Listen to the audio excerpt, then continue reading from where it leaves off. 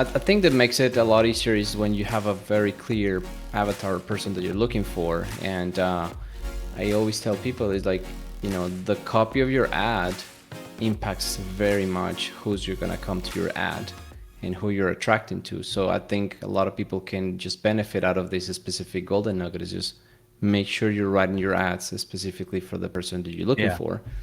Because I see that, looking through, a lot of ads of, customers and clients, I see very generic ads.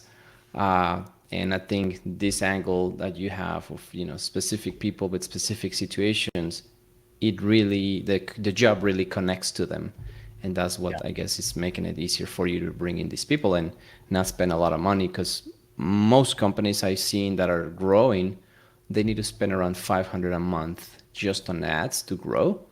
But I think a lot of that percentage is wasted because they're just being too generalist on their ad. 100%. The best companies in the world know exactly who their ideal customer Yeah. is. They spend their money marketing toward that person, learning about them.